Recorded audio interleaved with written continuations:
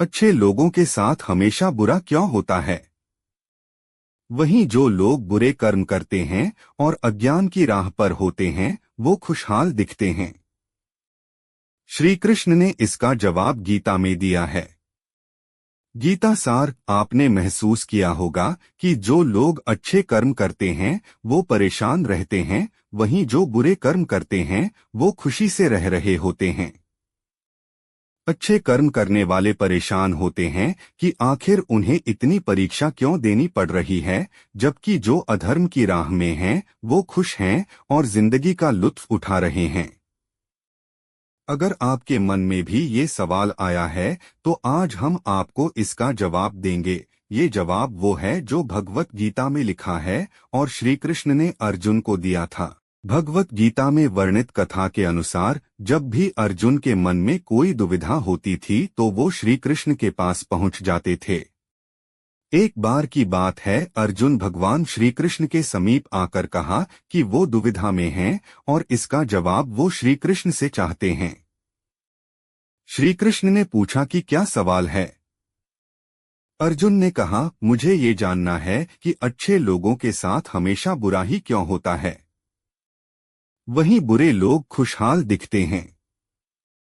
अर्जुन के मुंह से ऐसी बातें सुनकर श्री कृष्ण मुस्कुराए और कहा, मनुष्य जैसा सोचता है और महसूस करता है वैसा कुछ नहीं होता है, बल्कि अज्ञानता की वजह से वो सच्चाई नहीं समझ पाता है। अर्जुन उनकी ये बात समझ नहीं पाए। इसके बाद श्री कृष्ण ने क्या कहा वो जानते हैं। श्री कृष्ण ने अर्जुन से कहा, पार्थ, मैं तुम्हें एक कथा सुनाता हूँ, उसे सुनकर तुम समझ जाओगे कि हर प्राणी को उसके कर्म के हिसाब से ही फल मिलता है। प्रकृति हर किसी को अपनी राह चुनने का मौका देती है। अब वो मनुष्य की इच्छा पर निर्भर करता है कि उसे धर्म की राह चुननी है या अधर्म की। कथा शुरू करते हुए श्री कृष्ण ने कहा, एक नगर में दो पुरुष रहा करते थे। एक पुरुष व्यापारी था जिसके जीवन में धर्म की बहुत महत्ता थी। वो पूजा पाठ में यकीन रखता था।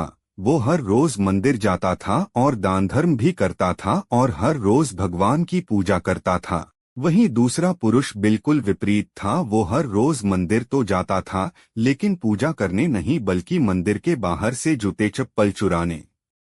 उसे दान और धर्म से कोई लेना देना नहीं था। समय बीतता गया और एक दिन बहुत जोर की बारिश हो रही थी। इस वजह से मंदिर में पुजारी के अलावा कोई नहीं था। ये बात जब दूसरे पुरुष को पता चली तो उसने कहा कि ये सही मौका है मंदिर का धन चुराने का। पंडित से नजर बचाकर उसने मंदिर का सारा धन चुरा लिया। उसी समय धर्म कर्म में विश्वास रखने वाला व्यक्ति भी मंदिर पहुंचा। दुर्भाग्य से मंदिर के पुजारी ने उसे ही चोर समझ लिया और चिल्लाने लगे। वहां लोग एकत्र हो गए और उसे बहुत मारा। किसी तरह वो बचते बचाते वहां से निकला तो दुर्भाग्य ने उसका साथ वहां भी नहीं छोड़ा। मंदिर के बाहर वो एक गाड़ी से टकरा गया और घायल हो गया। फिर वो व्यापारी लंगड़ाते हुए घर जाने लगा तो रास्ते में उसकी मुलाकात उस पुरुष से हुई जिसने मंदिर से धन चुराया था। उसने कहा, आज तो मेरी किस्मत चमक गई, एक साथ इतना सारा धन मिल गया। ये सब देखकर उसे बहुत बुरा लगा और उसने अपने घर से भगवान की सारी तस्वीरें निकाल दी। कुछ सालों बाद दोनों की पुरुषों की मृत्यु हो गई। मरने के बाद जब दोनों यमराज की सभा में पहुंचे और भले पुरुष ने दूसरे व्यक्ति को देखा तो उसे बहुत गुस्सा आया। उसने क्रोधित होकर यमराज से पूछ ही लिया, मैं तो हमेशा अच्छे कर्म करता था, दान में विश्वास रखता था, उसके बदले जीवन भर मुझे अपमान और दर्द ही मिला और इस व्यक्ति को नोटों से भरी पोटली। आखिर ऐसा भेदभाव क्यों? इस पर यमराज ने कहा, पुत्र, तुम गलत समझ रहे हो। जिस दिन तुम्हारी गाड़ी से टक्कर हुई थी वो दिन तुम्हारे जीवन का आखिरी दिन था, परंतु तुम्हारे अच्छे कर्मों की वजह से तुम्हारी मौत सिर्फ एक छोटी से चोट में बदल गई। तुम इस दुष्ट व्यक्ति के बारे में जानना चाहते हो। दरअसल इसके भाग्य में राजयोग था, मगर इसके कुकर्मों और अधर्म की वजह से वो सिर्फ एक छोटी सी धन की पोटली में बदल गया। कथा सुनाने के बाद श्री कृष्ण अर्जुन से कहते हैं, पार्थ, क्या अब तुम्हें तुम्हारे सवाल का जवाब मिल गया? ऐसा सोचना कि भगवान तुम्हारे कर्मों को नजरअंदाज कर रहे हैं, ये बिल्कुल भी सत्य नहीं है। भगवान हमें कब क्या किस रूप में दे रहा है, मनुष्य को समझ में नहीं आता है। मगर आप अच्छे कर्म करते रहें तो भगवान की कृपा हमेशा बनी रहती है।